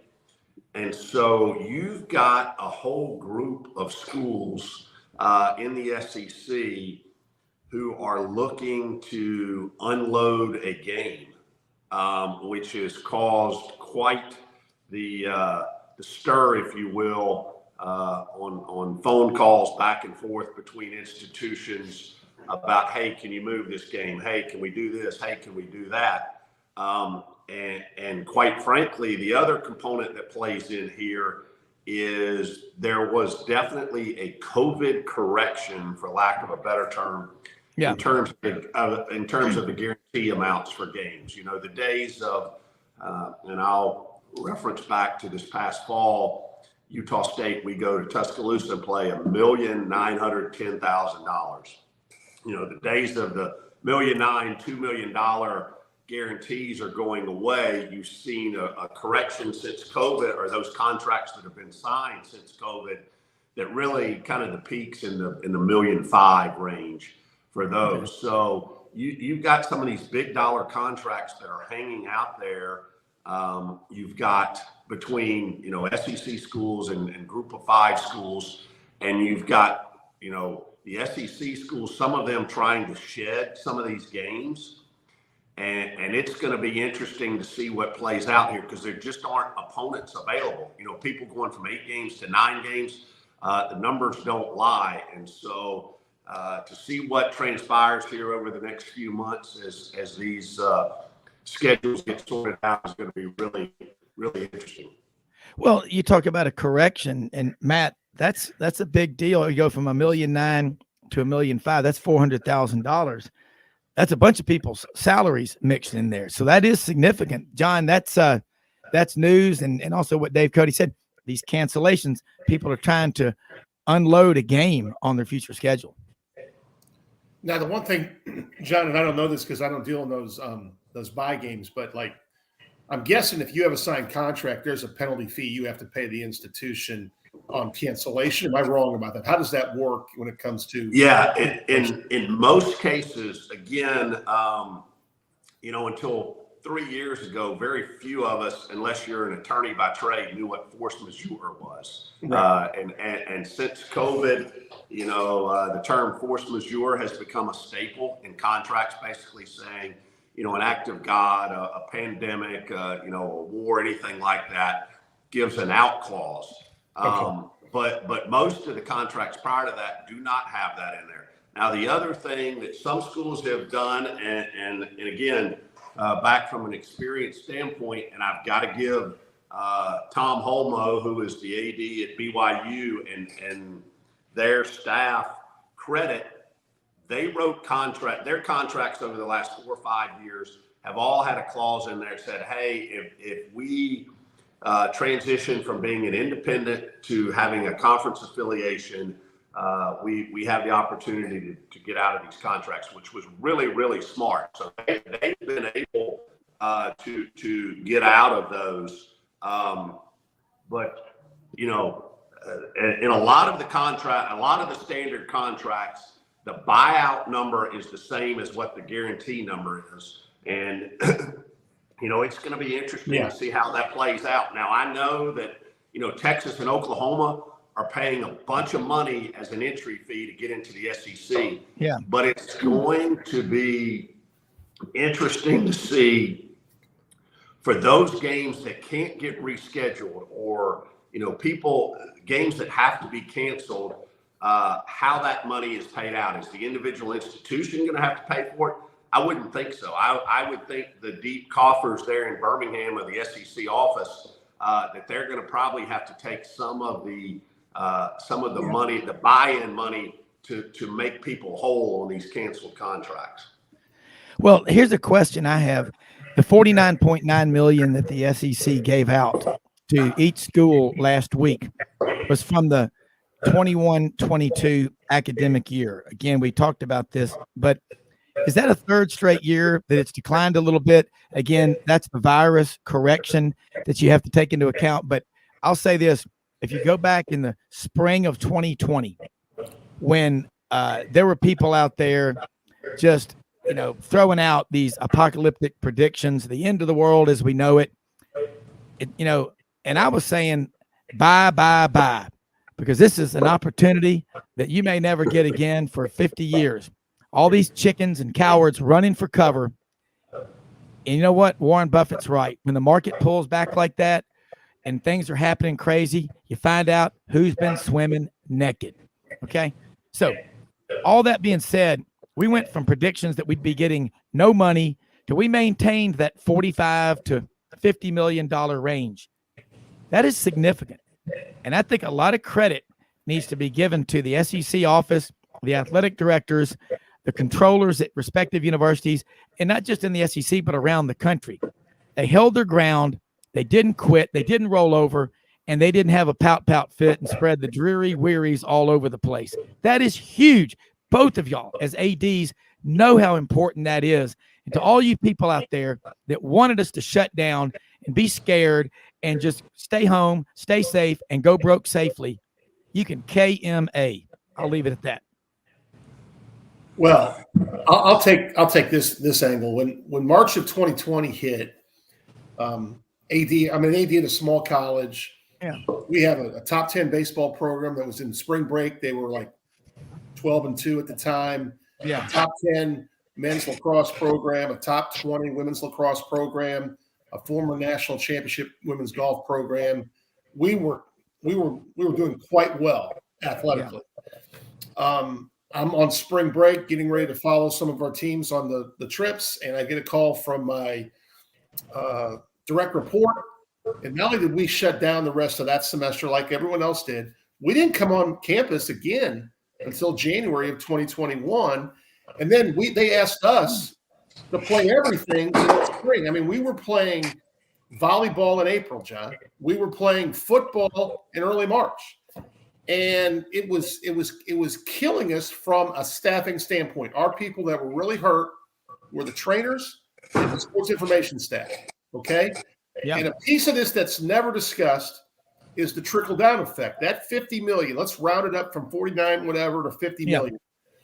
That goes to these teams to be able to give these guaranteed buys so they can sustain their programs. Yeah. I mean, it's a direct result. I've told you this before. All the championships in NCAA Division III are funded by 3% of the CBS contract for March Madness. So all that goes to Division III so we can have a field hockey championship, a rowing championship, whatever. So if you don't think it's important for us that other people above us do well, that's the game is played from the top down. And we need them to be healthy so we can get the group of 5, those guarantee games. And then March Madness is still getting those contracts so we can get our championships. And then when we came back, the reason we did everything in that condensed format is we wanted to prove to people how important it was for our student athletes to get back on the field. And we proved it. We hosted a regional. Our women's lacrosse team was able to play in the NCAAs. We had a 16 pod come down.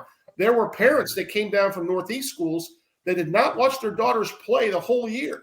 And we were able to host fans. And I'm just really proud of that. And I don't know if that segued the right way there, Rob, but No, John, it makes a lot of sense for us to have the big people doing well. Well, you're right. And I'll say this to you and to John. That's the point. And I remember we had people, we added the Saturday show of Sidelines, Saturday, March 14th of 2020. And my wife, Audrey, was saying this the other day. She said, we go in there and we go on Saturday, 3 days after the widespread panic had been declared. Okay. That's what it really was. Widespread panic. You know about them from Oxford, John Hartwell, JoJo, the bass drummer, playing at the library. Okay. But I'm a lot of spread. Hey, after the Grateful Dead, I remember going to a Grateful Dead concert in 1994, 95 at the Pyramid, downtown Memphis, and looking around and going, God, what are these people ever going to do if Jerry Garcia dies? Shortly after that, Jerry Garcia died.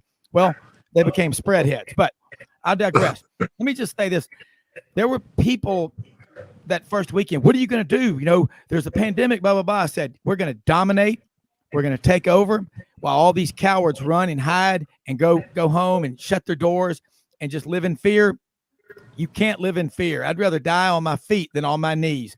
And that's what happened. And to you, Matt Dean, and to you, John Hartwell, we use the term, it's thrown around so loosely, heroes.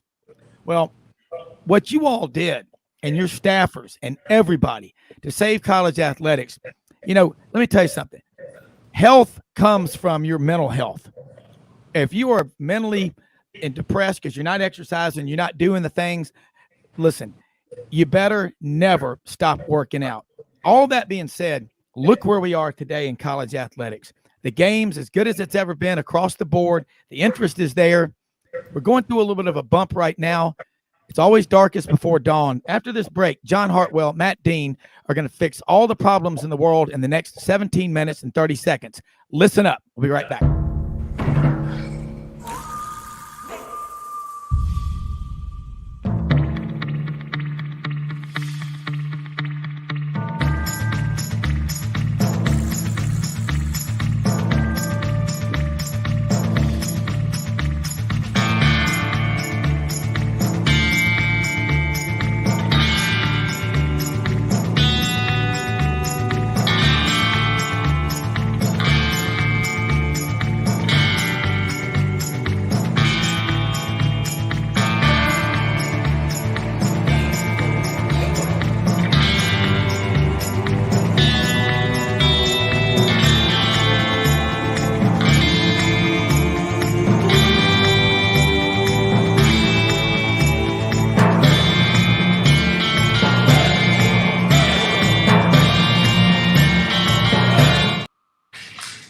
Tell you what, that bump music in between the breaks is a lot like The Good, the Bad, and the Ugly. Hey, it's that Clint Eastwood movie. But I want to say and I said this at the time, and we had a number of guests on the show, and we were wearing them out. I said, listen, you're talking about student athletes, scholarship, non-scholarship, walk-ons, whatever.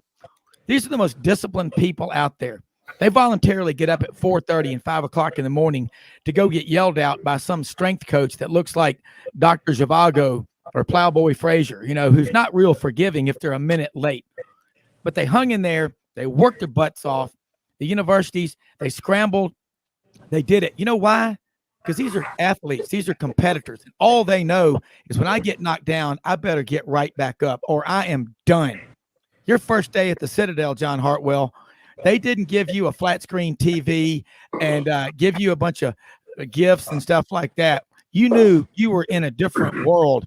And what I love about this is the competitive is that the universities out there all over the country, D1, D2, D3, it doesn't matter. It's all relative. They never shut down. They tried to, but I was born in the afternoon, but not this afternoon. There were trainers and groups of athletes from different schools getting together all over the country. I know this is news to some people, but it's really not. They never stopped working out because if you stopped moving, you sunk. You were done. But I'll say something real quick about one of our sponsors, rumbleboxinggym.com/Midtown Memphis and Camp Lee open in the first of 3 locations, Union and McLean, expected to open in late March, early April. Go to the website now and sign up at a discounted rate. On the one side of the gym, 25 weight benches with all the dumbbells and the weights. In the middle, group boxing training, 45-minute intense, grueling workouts. And on the other side, 25 punching bags. rumbleboxinggym.com/Midtown Memphis. Matt, you and I need to go over there and work out. That'll be fun. I wouldn't want to get tangled in the boxing ring with John Hartwell with a 7-foot reach, but it will be a lot of fun. But John, along the line of what Matt said, I just thought about the athletic trainers, the administrators, sports information staff. I mean, these people, you say, well, you can't, your well-being. Listen, if you lose your job, you lose your source of income, you lose your reason to get up in the morning, boy, you're really in trouble. Then your body really falls apart. Trying to scare people. Shame on the people that did that. Trying to scare people into submission never works. But hats off to the ADs, the student athletes, and everybody that took the training that they've known and learned throughout their lives, and they saved college athletics. And look where we are today. John Hartwell, am I right? Am I wrong? Absolutely. I mean, and we've talked about this before, and I would think Matt would concur as well. I mean, student athlete experience, that at the end of the day, student athlete welfare and experience is what we're all in the business for. I know we spend a ton of money and a ton of time and effort on wins and losses, which is extremely important. And obviously coaches get critiqued and they get hired and they get fired over wins and losses. But ultimately, we're all in the education business. I mean, this is sports is, and I'm selfish and biased in this, I think sports may be the best educator there is. Obviously, you've got street smarts, but like you said, in educating young men, I agree. I think you hit your mute button, but sports teach the lessons of life, John. Yeah, is that better? Can you hear me now? Yeah, John, come back. We've lost him here. Matt, John will be back with us. You talked about the lessons of life that you learned from sports. John, come on back. Yeah, can you hear me now?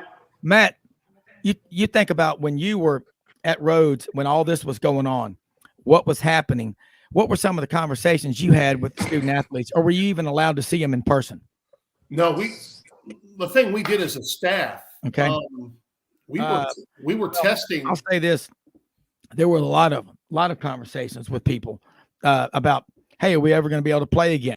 What's going on? What about our team? What about all the work we've done to get where we are? It was a crazy time. And John, Matt, just jump in when you can.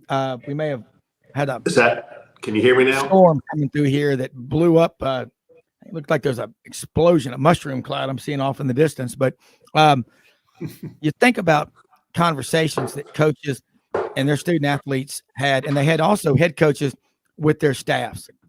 That was a crazy time, but thumbs up to the people that didn't cower and go over in the corner and get in the fetal position and give up. So Matt, jump in here if you can hear me. No, you're absolutely right, Rob. And I'll just give you an example. I go back and I look at how things were at the time, the apocalyptic predictions that college athletics were over, pro sports, life in general. And it's amazing. So we look now at coming out of there in July of 2021. It was announced OU and Texas were coming to the SEC. There was a lot going on, a lot happening at that time. And again, where we are now, because of hard work, we're not recognizing the people, whether it's Commissioner Sankey, Commissioner of the Sun Belt, the Big Ten and the Pac-12, they didn't do a whole lot to help themselves. They cowered, lived in fear, and were afraid. And by the grace of pure political muscle, they got Ohio State into the college playoff. They played Alabama in 2020 and were just curb stomped by Alabama. But the SEC, the Big 12, Mike Orozco, commissioner of the American Athletic Conference, give him credit too. He made sure, and they announced, hey, that American Athletic Conference was going to play a full 12-game schedule. And I believe they were the only conference that did. They played 11 or 12 games. There may have been a cancellation in there. And you can say, well, it's easy to look back in hindsight. No, it's not. You either can handle crisis and adversity, and you become their adversity, or you're going to be in trouble. Yeah, go ahead. Go ahead, John. Can you hear me now? I can't hear anything. I can hear you me now. Yeah, go ahead, John. I can hear you. Okay, sorry about that. Sorry about the technical difficulties.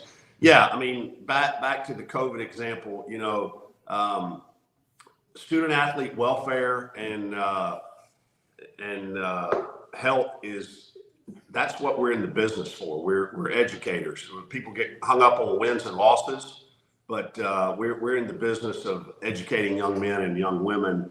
And as you mentioned, through some of the trials and tribulations of COVID, it's no different than the game of life. I mean, you get knocked down at times, and it's not how you act when you're winning. It's how you act when you're losing, and when you have to dust yourself off and get back up and go back at it again. And I think that happened.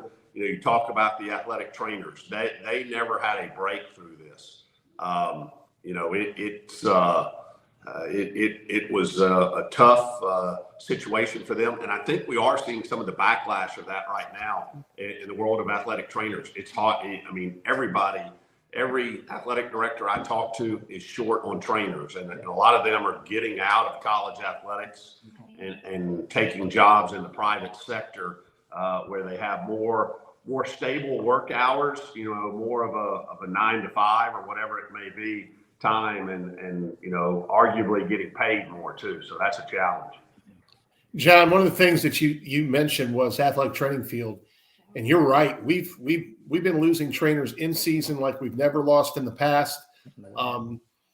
We currently had a sports information director literally leave us mid-season, which has never happened in the past.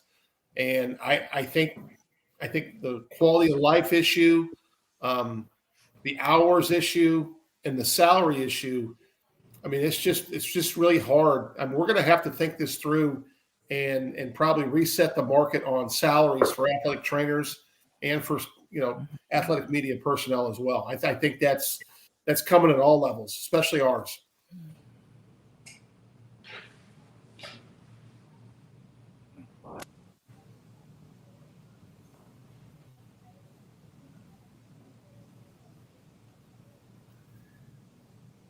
Another thing, Rob, that happened for us, that was really difficult, but I was really proud of my staff is the last semester of COVID, we actually as a staff organized campus-wide testing for our entire student body in one of our courts at our recreation facility.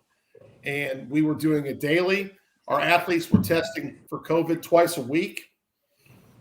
It really became one of the biggest challenges I've ever faced as an administrator, because for us to get a chance to play, we had to do these things. And it was a concerted effort, and one I'll never forget, but also kind of led to me getting to a different role too, because I was probably worn out more than I ever had been professionally, just trying to get us through that semester.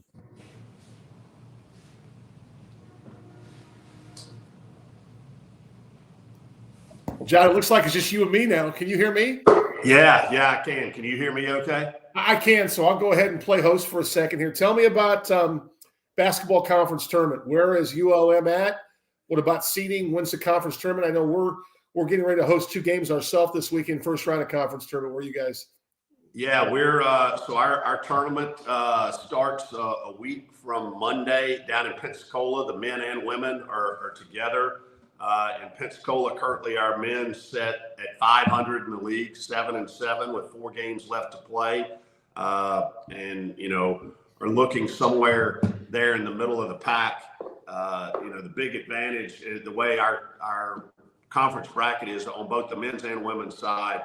The bottom 4 teams have to play opening day, so obviously you want to avoid that. Our men should avoid that. Our women have some work to do to keep from having to play that opening Monday. But like we talked about earlier, as you get to conference tournament play, it's an exciting time of the year. Teams are jockeying for position and seeding in the conference tournaments, and be glad to go down to Pensacola and get a little sunshine along with some springtime hoops. Yeah, I mean, not a problem. Matt, what was remember the old days on TV when there was something wrong? They'd have that old organ music in the background. We're experiencing technical difficulties. Programming will resume momentarily. But anyway, great job through that. Had a massive, massive storm. It's coming your way, Matt. It's going to find you at Rhodes College. it's on the way. But I want to ask you, Matt, going back here to what happens when you run an athletic program. There's so much that goes on behind the scenes. And I know, John, the mental health part of it, that's your wife has an extensive, impressive background in that. What were the conversations? Did it get pretty despondent, pretty low during some times in the spring of 2020 and the summer? Because I remember there was March 19th or 20th of 2020. And I was telling all my clients, I said, you better buy now because you don't get these opportunities very often. And I said, as for the sport, people said, I'll never forget August 9th, 2020. People were blowing up my phone on a Sunday afternoon at a beautiful place, Orange Beach, right out in front of the Floribama. It was about beer 30. Hey, Rob, the Big Ten, there's not going to be any college football. I said, where are you getting that? Well, the Big Ten, Kevin Warren, their commissioner, took the lead of the Mid-America Conference. And, we can't play. I said, well, that ain't going to happen in the SEC. I guarantee you we'll play football. But, Matt, was it pretty crazy? It's tough. And I think what people don't realize is the value of the leadership from your president. Because yes. I go from meetings with coaches to now I'm on health and safety committees. Now I'm meeting with the president 2 or 3 times a week. And I'm really proud of her leadership because we never furloughed one employee at Rhodes College during COVID. We never laid off any employees. We never terminated employees. And quite frankly, the only thing that probably hit us a little bit is there was a little reduction in the college contribution to our retirement because, we went from 10 to 11% to 4%, but we're back up to 9 2 years later. So we're moving in the right direction, right? But there were some really other caveats that were crazy. We tried to play basketball wearing masks. And I was sitting there telling our president, I said, Dr. Haas, you just can't do this. And so what would happen is at the tip-off, they'd have a mask, and by one possession, it's on their chin. And there were some things you've never seen before in college athletics. But we were trying to get on the court. We were trying to get on the field. And obviously, if you were an outdoor sport, you're a little more flexible in terms of the policies. The indoor sports, it was different. Yeah, I remember there was a meme that Audrey showed me last week. Said it's not the tyrants who make these horrible rules about things like masks or whatever. It's the idiots that follow them. God. Listen, we've got a couple of minutes left. Almost out of time. Great stuff. AD Angle, John Hartwell, Matt Dean. I want to say most often we see the face of Christ in the least among us, and go out and help people, truly help people with the expectation of getting nothing in return. But you want to see a return. You want to see people prosper and help, hold people accountable, but don't give to get, give to give. That's my friend Jay Evers always says that to me. And I think about 40 years I've known the man from Dadeville, Alabama. Not Harvey Updike, but Jay Evers is from Dadeville, Alabama. But hey, man, we live in the greatest country in the history of the world. You want to complain, you want to go around with a frown and a scowl, don't waste my time. I don't want to be around you. Find excuses to win. It's your darkest, deepest, most depressing moments in life. You can lay on your back and hit the snooze button like Woody Harrelson with that hook for a hand in Kingpin, or you can get up and go hug your landlord. But anyway, John Hartwell. Ooh, I think about that old lady, man. But let's talk real quick. How can people follow you? And we got a minute left at ULM and support what you're doing. And look forward to having you on here and again in a few days. Sure. You can follow everything happening in Warhawk Athletics. Softball had a big double header sweep yesterday. They had the Long Beach, California today for a tournament out there. But you can follow everything Warhawk Athletics on ULMWarhawks.com. You can follow me on Twitter at John_Hartwell. And I'd be remiss if I didn't wish happy Mardi Gras to you guys and give you a little history lesson. I know you're a history buff, Rob. For those that think that Mardi Gras in the United States originated in the French Quarter in New Orleans, absolutely wrong. Mardi Gras originated in the original port city, Mobile, Alabama, home of the Senior Bowl, and home of our friend David Schultz. He's probably out there listening today. But happy Mardi Gras to everybody, and appreciate you having me on. And everybody have a blessed day. All right, absolutely do it. Mobile Mardi Gras. We'll be back tomorrow. Hopefully Dave Schultz will be batting leadoff. Until then, have a great day. Thanks, everybody. We're blessed. We'll see you tomorrow.